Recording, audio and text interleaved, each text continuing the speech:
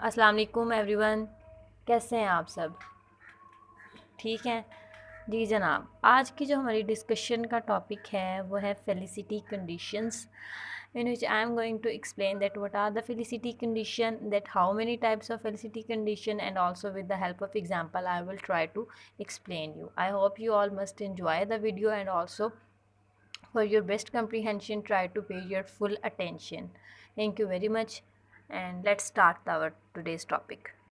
At the very first, I am going to tell you that what are the felicity condition.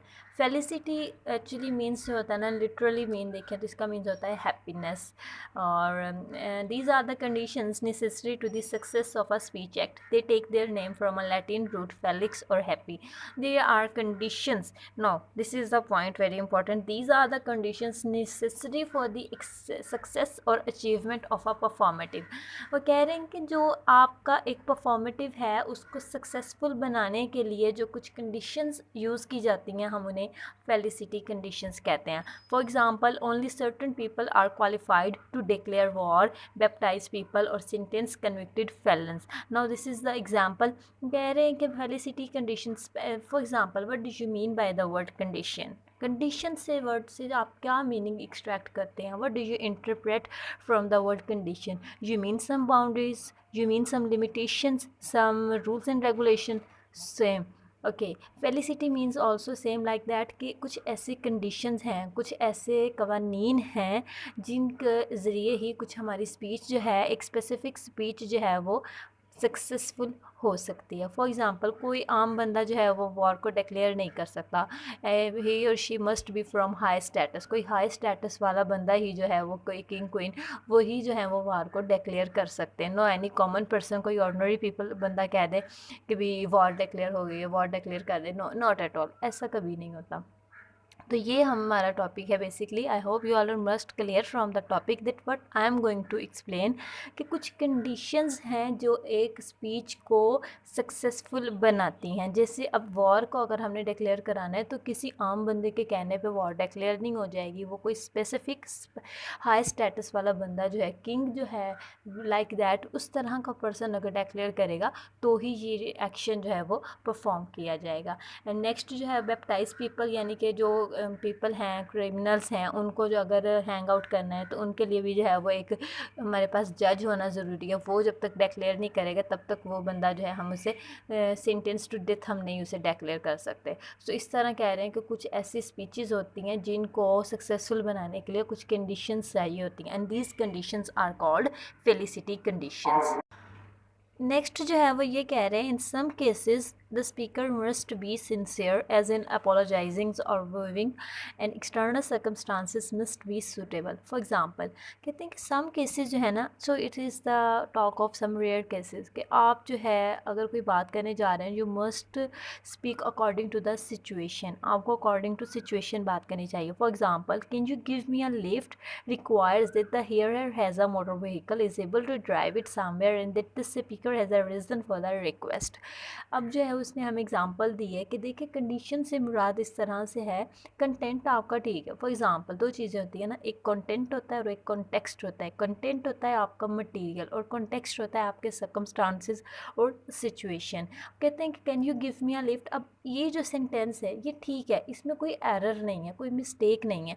तो ये sentence आप कब अटर कर सकते हैं? एक स्पेसिफिक कंडीशन में ही जस्ट अटर कर सकते हैं. फॉर एग्जांपल, कि एक बंदा है, उसके पास मोटर कार है, and you are on the road, और वो भी रोड पे जा रहा है, और आपको मतलब कहीं जाना है, आपके पास कोई और व्हीकल नहीं है, तो आप जो है उस बंदे से लिफ्ट मांग रहे हैं. It means that person to whom you are going to ask, उस बंदे के पास must he has a vehicle. उस बंदे के पास व्हीकल होना चाहिए. ये नहीं है एक और बंदा पैदल जा रहा है, आप उससे जाके कहें भी मुझे लिफ्ट ले दो, मुझे लिफ्ट दे दो. ये बात नहीं है. मतलब जो चीज़ आपको चाहिए वो must be according to your situation होनी चाहिए.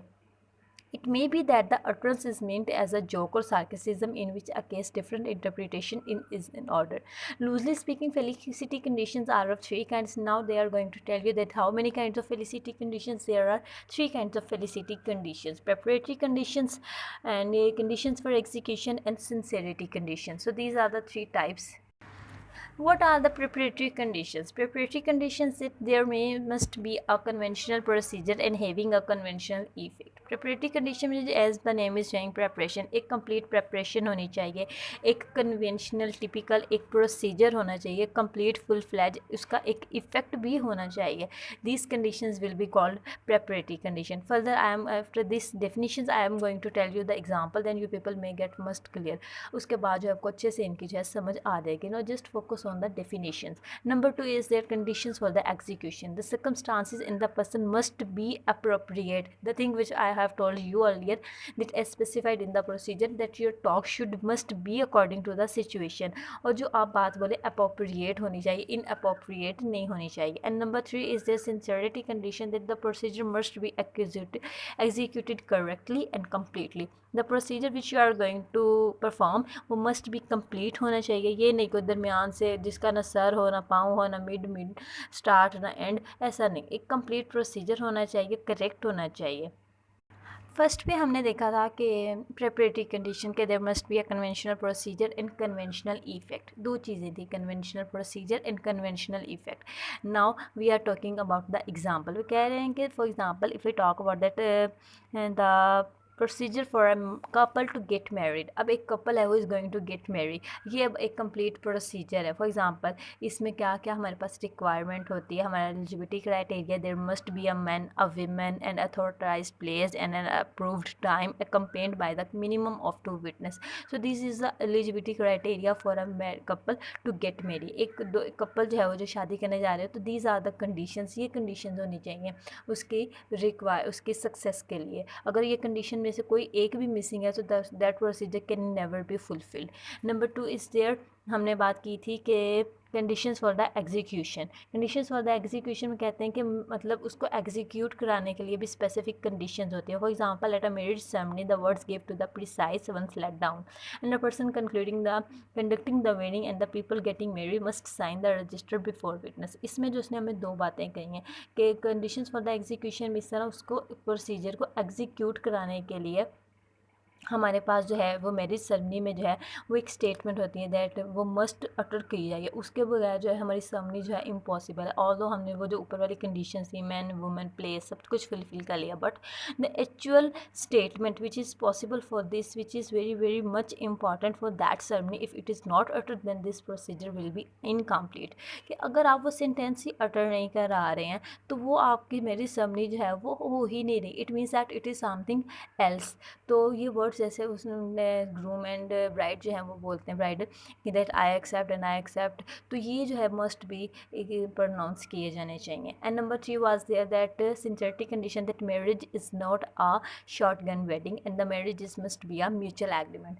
मतलब कि आपकी जो सिंसियरिटी से, आप just for the sake of understanding नाम याद रखेंगे कि सिंसियरिटी मीन जिसमें यानी कि सिंसियर हो, समथिंग लाइक दैट, कि मैरिज जो है वो शॉर्ट गन नहीं होनी चाहिए. मतलब कोई ज़बरदस्ती किसी किस्म की नहीं होनी चाहिए. ये नहीं आप किसी के मतलब गन शूट कर दें और कहें जी ये प्रोसीजर करें ये वो, no, not at all like that. इस तरह का नहीं होना चाहिए. आपका प्रोसीजर जो है वो मस्ट बी म्यूचुअल एग्रीमेंट होना चाहिए. मतलब both of the side should be agree by their own selfs. खुद से वो दोनों साइड्स जो हैं वो एग्री होनी चाहिए. So this was all about felicity condition. And one thing more guys, if you people are watching my video at first time and you have not subscribed my channel, please subscribe my channel and press the button of bell icon so you may be able to get the notification at the very first. And thank you very much. And if you really like my video, also like my video and share my link and also tell me in comment box. Thank you so much. See you in the next video.